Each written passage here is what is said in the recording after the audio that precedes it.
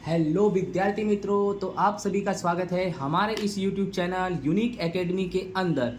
तो विद्यार्थी मित्रों, आज हम कक्षा 10 गाला असाइनमेंट का पेपर नंबर 4 का चैप्टर नंबर 3 सॉल्यूशन करने जा रहे हैं।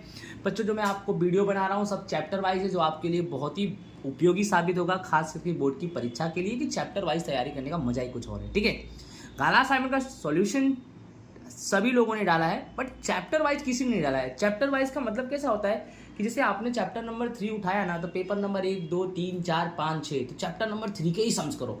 जिसमें कैसा होता है कि अगर आपने एक पेपर का चैप्टर नंबर 3 का सम्स किया ना, जैसे ही दूसरे पेपर में जाओगे ना, तो आपको कैसा लगेगा कि अरे यार हाँ ऐसा तो हुआ था, आ तो रहा है, तो मतलब मजा आता है। ठीक है, चलो चालू करते हैं। पेपर नंबर 4 विभाग ए में चैप्टर नंबर 3 से क्वेश्चन है, यदि 33 + 27y = 147, 27 x बराबर 33 y बराबर 153, तो x + y की क्या ज्ञात करनी है, कीमत ज्ञात करनी है। ठीक है, तो देखो ध्यान से, इसमें कैसे करेंगे। एक नंबर का है, आपको दोनों को लिख देना है, लिख दो। देखो 33x + 27y = 147, 27x + 33y = 153। करना कुछ नहीं है, 33 और 27 को जोड़ दो, कितना आएगा 60x। एकदम शॉर्टकट मेथड बता रहा हूँ। 33x और 27x को जोड़ दो 60x, 27 और 33 को जोड़ दो 60y = 300।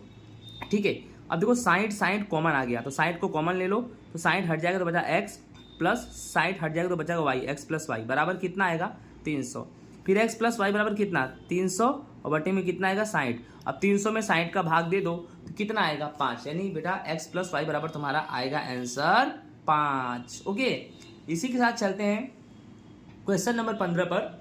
समीकरण 4x + 7y = 0 का आलेख उद्गम बिंदु में से गुजरने वाली रेखा है। ओके, तो बेटा सबसे पहले उद्गम बिंदु में से गुजरने वाली रेखा का एक शर्त है, जिसे लेफ्ट साइड और राइट साइड दोनों 0 होना चाहिए, 0 = 0। यहाँ क्वेश्चन आपका है 4x + 7y = 0। ठीक है, तो जहाँ पर बेटा आपको करना क्या है, 4x की जगह पे भी 0 ले लो और 7y की जगह पे भी 0 ले लो। दोनों की जगह पे क्या ले लो, दोनों की जगह पे क्या ले लो, 0 0 ले लो। ठीक है, बराबर 0। फिर 4 का गुणा 0 में करेंगे 0 आएगा, प्लस 7 का गुणा 0 में करेंगे 0 आएगा, बराबर 0। तो 0 + 0 0, 0 = 0। इस तरह से ये विधान क्या होगा, सत्य होगा। राइट ना। ओके, नेक्स्ट हमारा क्वेश्चन नंबर 38 से विभाग सी का, कि नीचे दिए गए द्विचल रैखिक समीकरण का युग्म का हल आदेश की विधि से क्या करो, सोल्व करो। राइट, आदेश की विधि सोल्व करना है, तो सबसे पहला देखो आपका क्वेश्चन है कि s - t बराबर कितना दिया है 3। ठीक है, फिर s बटे में 3 + t/2 बराबर कितना दिया है 6 दिया है। अब इसे कैसे करना है, ध्यान से समझो। आदेश की विधि सोल्व करना है, पहले समीकरण बनाओ। देखो ध्यान से कैसे क्या होगा, ध्यान से समझना। सबसे पहले क्या है कि s - t बराबर कितना ले लिया 1, ये तुम्हारा आ गया समीकरण नंबर 1। फिर 2s + 3t = 6/6। ठीक है, कैसे आएगा ध्यान से समझो। जैसे कि 2 का गुणा s में करो तो क्या आएगा 2s, प्लस 3 का गुणा t में करो तो क्या आएगा 3t, बटे में 3 दूनी 6 और बराबर 6। तो 2s + 3t = 6 छा के कितना आ जाएगा 36। ये तुम्हारा समीकरण नंबर 2 हो गया। क्या हो गया, समीकरण नंबर 2।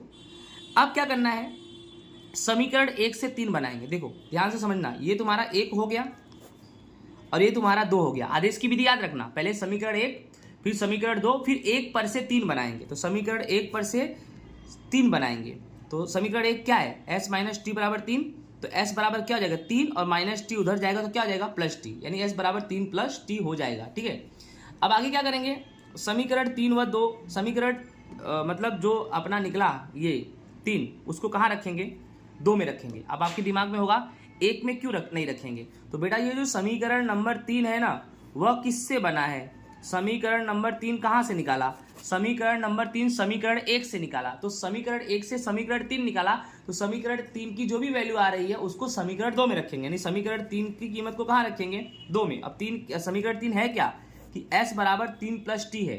ठीक है, अब समीकरण 2 में रखो, समीकरण 2 क्या है 2s + 3t = 36 है। अब देख लो समीकरण नंबर 2 आपका 2s + 3t बराबर क्या है तुम्हारा 36। अब करना क्या है, 2s + 3t = 36, तो 2s की जगह पे क्या रख दो 3 + t + 3t = 36। अब 2 × 6 प्लस 2 का गुणा t में करेंगे 2t प्लस 3t बराबर 36। अब क्या करेंगे 6 प्लस 2t में 3t जोड़ेंगे तो 5t बराबर 36। अब क्या करेंगे बेटा, ये रहा 5t तुम्हारा और 36 प्लस 6 उधर गया तो -6, तो 5t बराबर कितना आएगा 30 आएगा। ठीक है, तो t बराबर 30 बट्टे में कितना आएगा 5 नीचे जाएगा, तो t बराबर तुम्हारा कितना आएगा 6। अब t बराबर 6 कहाँ रख दो, समीकरण 1 में, तो समीकरण 1 तुम्हारा क्या है s माइनस टी बराबर 3। ओके, तो s माइनस टी की जगह पे कितना रख दिया तुमने 6 बराबर 3, तो s बराबर कितना हो जाएगा, ये तुम्हारा 3 है और ये -6 इधर आएगा तो +6, यानी s बराबर तुम्हारा हो जाएगा बच्चों 9। आई होप आपको समझ में आ गया होगा। ओके,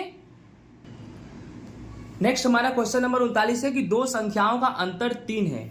दो संख्याओं का अंतर कितना है 3, और छोटी संख्या का 3 गुना, यहां लिखा है और छोटी संख्या का 3 गुना तथा बड़ी संख्या का 2 गुना का योग कितना है 66x है, तो वह संख्याएं ज्ञात करो। एकदम आसान है। सबसे पहले दो संख्याओं का जब अंतर बोले तो बड़ी संख्या को x मानने का और छोटी संख्या को y मानने का, तो माना कि बड़ी संख्या बराबर x और इसी तरह छोटी संख्या बराबर y मान लिया। अब उनका अंतर कितना है बच्चों, उनका अंतर 3 है, तो सिंपल सी बात है x माइनस वाई बराबर क्या लिख देने का 3, अंतर का मतलब है माइनस। ठीक है, तो उनका अंतर यानी 3 है, तो बड़ी संख्या माइनस छोटी संख्या, तो x माइनस वाई बराबर 3, इसको समीकरण नंबर 1 मान लेंगे। क्या मान लेंगे इसको, समीकरण नंबर 1। अब शर्त क्या दिया है बच्चों, शर्त ये दिया है कि छोटी संख्या का 3 गुना, तो छोटी संख्या का 3 गुना मतलब 3y। आप बोलोगे सर 3y क्यों, क्योंकि आप ध्यान से देखो कि आपने छोटी संख्या को क्या माना है y माना है, तो छोटी संख्या का 3 गुना मतलब 3y और बड़ी संख्या का 2 गुना मतलब बच्चों 2x ना, और उनका योग कितना है 66, तो देख लो 2x योग यानी प्लस 3y बराबर 66, इसको क्या मानेंगे समीकरण नंबर 2 मानेंगे। क्या मानेंगे, समीकरण नंबर 2। अब ध्यान से समझना, समीकरण 1 में क्या है x माइनस वाई बराबर 3 और इसमें क्या है 2x प्लस 3y बराबर 66, और कोई विधि बोला नहीं है, नहीं बोला है विधि तो आप दूसरी विधि मतलब कोई भी लोभ की विधि कर दो सबसे अच्छा है। तो लेकिन समझो कि जैसे यहाँ 2x है तो यहाँ भी 2x होना चाहिए, या तो यहाँ 3y है तो यहाँ भी 3y होना चाहिए। तो ऐसा करने के लिए हमें करना क्या पड़ेगा, राइट, कि जैसे x माइनस वाई बराबर 3 जो है ना समीकरण नंबर 1, उसको क्या करेंगे हम 3 से गुणा कर देंगे। किससे गुणा कर देंगे, 3 से। ठीक है, अब ध्यान से देखो, तो 3 से गुणा करो भाई, तो 3 गुणे x 3x माइनस 3 गुणे y 3y बराबर 3 तिहाई 9, ये तुम्हारा समीकरण नंबर क्या हो गया 3 हो गया। अब समीकरण 2 और 1 पर से, हमेशा याद रखना 2 और 1 पर से। ठीक है, अब 2 और 1 पर से निकालो, समीकरण नंबर 2 तुम्हारा क्या है, समीकरण नंबर 2 तुम्हारा है 2x प्लस 3y बराबर 66, लिख दो 2x प्लस 3y बराबर 66, और समीकरण 3 कितना निकला 3x माइनस 3y बराबर 9। आप बोलोगे सर 1 क्यों नहीं किया, क्योंकि बच्चों एक तो है x माइनस वाई बराबर 3 है, इसको बैलेंस करने के लिए हमने किससे गुणा किया 3, तो एक को बैलेंस करने के लिए 3 से गुणा किया तो समीकरण 3 आपको मिल गया, और 2 है तो 2 और 3 पर से करेंगे, तो समीकरण 2 क्या है तुम्हारा 2x प्लस 3y बराबर कितना दिया है 66, और यहाँ लिख दिया। उसके बाद समीकरण 3 है 3x माइनस 3y बराबर 9, 3x माइनस 3y बराबर 9। अब ये देखो 3y कट गया और 2 और 3 कितना हो गया 5x हो गया बराबर। ओके, 66 में 9 जोड़ेंगे तो कितना हो जाएगा 75। ओके, 66 में 9 जोड़ेंगे 75, तो x बराबर कितना आएगा 75 बटे में 5, यानी x बराबर तुम्हारा आ गया 15। अब क्या करना है हम x को, x बराबर जो 15 निकला है उसको समीकरण 1 में रख दो। समीकरण 1 क्या है x माइनस वाई बराबर 3, तो x की जगह पे कितना रख दो 15, तो 15 माइनस वाई बराबर 3, फिर यहाँ लिखो माइनस वाई बराबर 3 और प्लस 15 वहाँ गया तो -15, तो माइनस वाई बराबर 3 में से 15 माइनस करो तो -12 आएगा, फिर तुम्हारा माइनस और माइनस क्या हो जाएगा प्लस, यानी y बराबर तुम्हारा बच्चों कितना आया 12। तो आई होप आपको समझ में आया होगा। तो ये हमारा पेपर नंबर जो 4 है वो क्या होता है, सॉल्व होता है। जय हिंद, राधे राधे।